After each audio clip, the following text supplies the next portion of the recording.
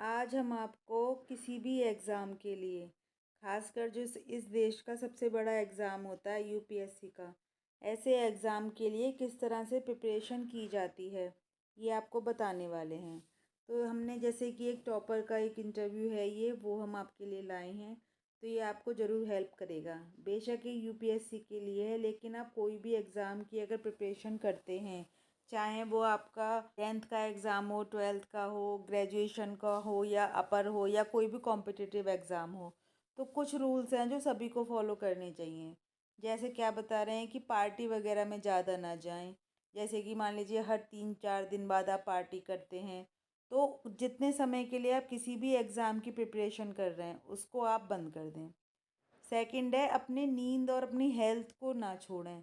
अपने जो भी है आपको ध्यान देना है अपनी हेल्थ, जैसे कि हेल्थ इज़ वेल्थ। अगर आपकी हेल्थ ही अच्छी नहीं लगेगी तो आप कैसे कुछ भी तैयार कर पाएंगे। जो डार्क सर्कल हैं वो केवल ओएमआर शीट में ही अच्छे लगते हैं।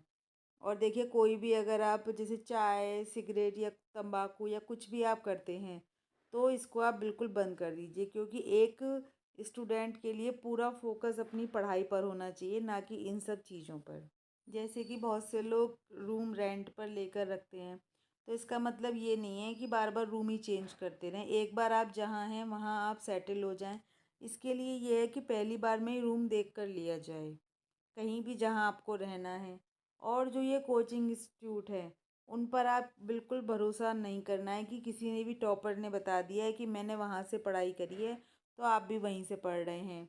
और जहाँ भी आपको सूट करता हो, अगर आपको लगता है कि सेल्फ स्टडी से ही कर पाएंगे तो कर लीजिए। कोई भी ये है कि बहुत पॉपुलर कोचिंग क्लास है, उसके बाद हम खड़े हैं कि जी आधे घंटा 1 घंटा खड़े हैं और हमें सीट ही नहीं मिल रही है।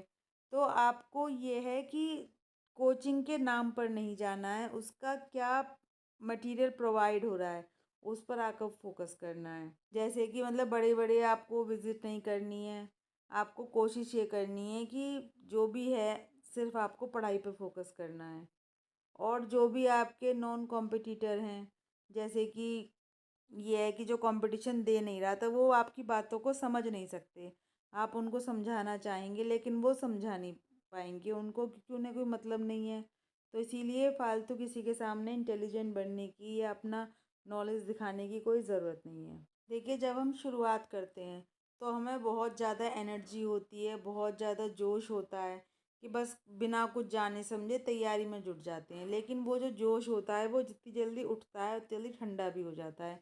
इसीलिए किसी भी एग्ज़ाम की तैयारी करें, चाहे वो यूपीएससी हो या कोई भी एग्ज़ाम हो, तो उसके लिए पहले आपको पूरी उसकी स्टडी करनी चाहिए कि आप उतनी मेहनत कर भी पाएंगे, आपके अंदर उतना पेशेंस उतना धैर्य है भी।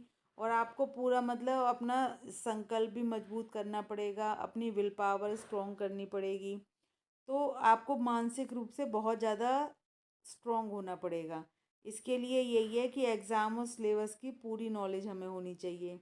अब जैसे ये है कि हम हिंदी भाषा से करेंगे या किसी और भाषा से करेंगे, तो ऐसा नहीं सोचना चाहिए कि केवल इंग्लिश मीडियम से पढ़ने वाले ही सेलेक्ट हो पाते हैं। इसलिए जिस भी भाषा में आप कंफर्टेबल हो उसका चयन करें, क्योंकि जो भाषा है उससे इतना फ़र्क नहीं पड़ता है, आप क्या लिखते हैं उससे फ़र्क पड़ता है। देखा गया है कि जो ऑप्शनल होते हैं तो वो गलत चुन लेते हैं या किसी की देखा देखी चुन लेते हैं।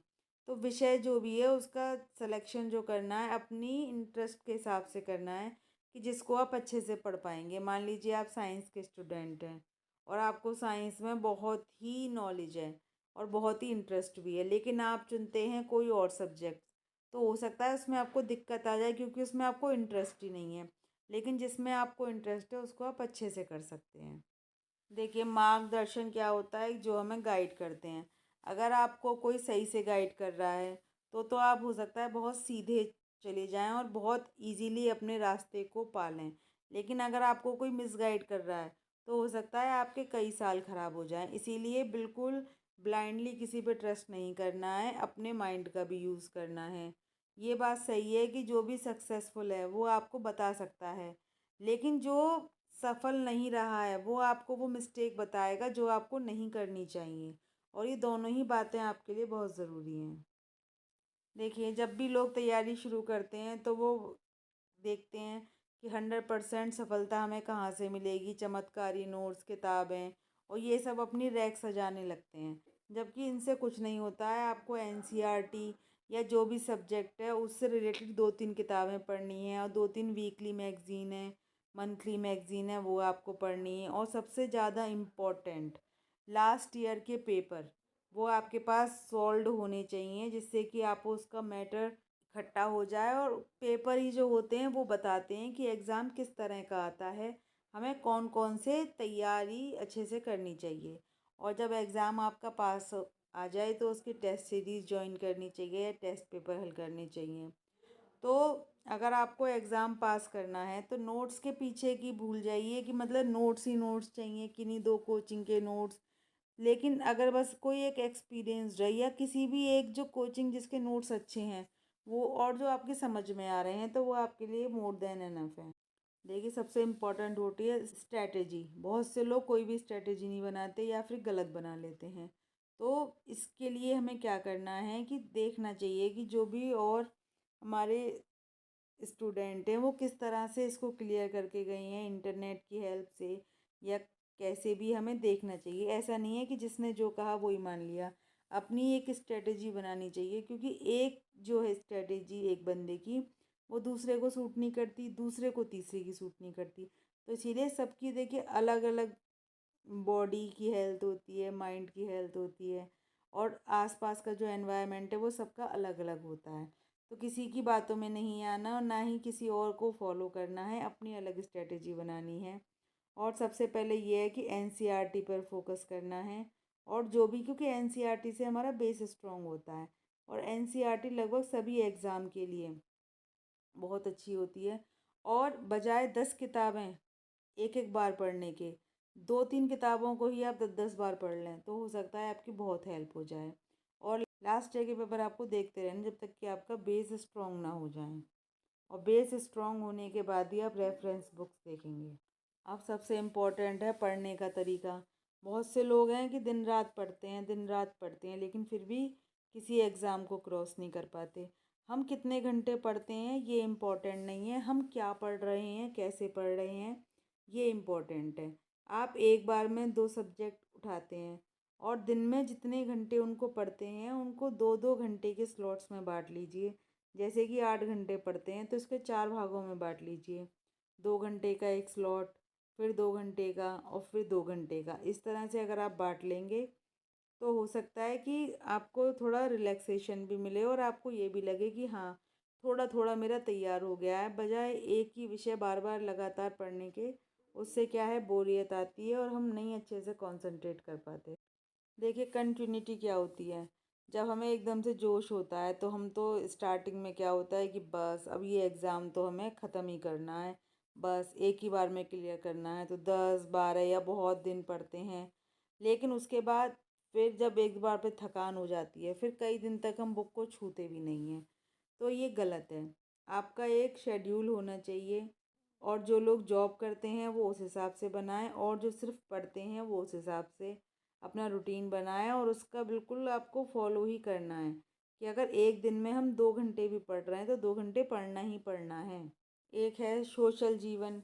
देखिए, ये बात तो सही है कि ज़्यादा सोशल नहीं होना। अगर हम दिन के 24 घंटों में से 15 घंटे सोशल ही हो जाएंगे तो फिर हम कब पढ़ेंगे। लेकिन ये भी नहीं है कि बिल्कुल ही आप एकांतवास में चले जाएंगे।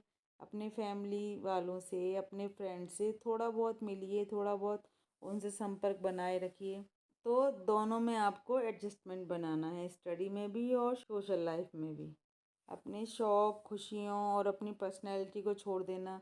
हम ये सोचते हैं कि अगर हमें सफल होना है तो बिल्कुल अब मौज मस्ती कुछ नहीं करनी और हमें इंजॉयमेंट तो बिल्कुल नहीं करना, बस अब हमें बाबा जी बन के पढ़ते ही रहना है।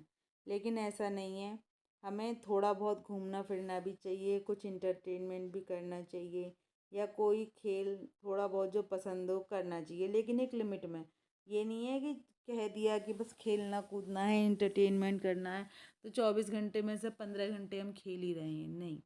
थोड़ा बहुत जैसे कि 1 घंटे 2 घंटे पढ़ लिए, फिर 10-15 मिनट का ब्रेक हो गया, फिर कर लिए। तो इससे क्या है, आपका माइंड भी रिफ़्रेश होता रहेगा और आपको पढ़ाई एकदम बोझिल भी नहीं लगेगी।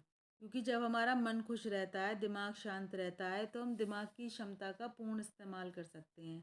इसीलिए पढ़ाई के साथ जो मौज मस्ती भी करते हैं तो वो लोग जल्दी सफल रहते हैं। इसीलिए हम गधे की तरह काम ही नहीं करते रहेंगे, हमें हार्ड वर्क नहीं करना, हमें स्मार्ट वर्क करना है और पढ़ाई को एंजॉय भी करना है। देखिए, डीप इंटरेस्ट स्टडी में अगर आप 2-3 घंटे एक ही जगह बैठकर किताबों में डूब सकते हैं, और जैसे कि हम कॉमिक बुक पढ़ते हैं या कभी मोबाइल चलाते हैं, कोई मूवी देखते हैं, तो इसका मतलब है कि हम पढ़ाई को एंजॉय कर रहे हैं। और कंटिन्यूटी तो होनी चाहिए, चाहे 4-5 घंटे ही पढ़ें, लेकिन पढ़ें। और करंट अफेयर देखिए, जो भी सिविल सर्विस की तैयारी करते हैं तो उनको 70% तो न्यूज़पेपर से तैयारी होती है। इसीलिए खुद को हमेशा दिन दुनिया की खबरों से, घटनाओं के प्रति अलर्ट रहना होगा। न्यूज़पेपर को किताब की तरह पढ़ना होगा, लेकिन जो भी इम्पोर्टेंट लगता है उसको ही। देखिए, जब आप बिल्कुल स्टार्टिंग कर रहे हैं तो 4 महीने क्या करना है, आधा घंटा सिविल सर्विस के जो सिलेबस है उसको समझिए। उसके बाद क्या करना है, रोज़ आधा घंटा पुराने पेपर को देखिए। देख लिए, अगर आपने सिलेबस के पुराने पेपरों को नहीं देखा तो आपने कुछ भी नहीं। और ये सभी मतलब आपके एग्ज़ाम के लिए है कि आपको उसका सिलेबस और उसके क्वेश्चन और लास्ट वाले जो पेपर आए हैं उनकी पूरी नॉलेज होनी चाहिए कि सिलेबस में से क्या क्या इम्पोर्टेंट है। क्योंकि किसी भी सिलेबस का केवल 80% ही इम्पोर्टेंट होता है, कि अगर वो ही हम कर लेते हैं तो हमें 100% करने की ज़रूरत नहीं है। तो यही समझ लीजिए, यही गीता है, यही कुरान है। और जो 6 से 12 तक की एनसीईआरटी बुक हैं, इनको तो बिल्कुल आप कहते हैं घोल कर ही पी जाइए। और सबसे ज़रूरी बात है कि एक जो भी है ऑप्शनल कैरियर ज़रूर होना चाहिए। ऐसा नहीं है कि एक ही एग्ज़ाम के पीछे हम 10-12 साल लगा दें। तो आई होप ये जो भी बातें आपको बताई हैं ये आपकी किसी भी एग्ज़ाम के लिए हेल्पफुल होंगी। बेशक ये सिविल सर्विस के लिए है, लेकिन सभी जो एग्ज़ाम होते हैं उनमें हमें ये सब बातें तो ध्यान रखनी ही होती है। मोटिवेशन होनी चाहिए, लेकिन उसके साथ साथ हमारे पास ये भी होना चाहिए कि हम जो भी कर रहे हैं उसे स्ट्रांगली फोकस होकर करें। और मेहनत पूरी करनी है, लेकिन फिर भी एक ऑप्शन ज़रूर रखना है हमें, कि अगर हम 3 से 4 बार कुछ एग्ज़ाम दे चुके हैं और फिर भी नहीं हो रहा है, बहुत प्रयास कर लिया, तो फिर नेक्स्ट आप मूव ऑन कीजिए, आगे बढ़िए। तो अगर आप ये वीडियो अच्छा लगा हो तो इसे लाइक कीजिए, शेयर कीजिए और प्लीज़ हमारे चैनल को सब्सक्राइब कीजिए। Thanks for watching.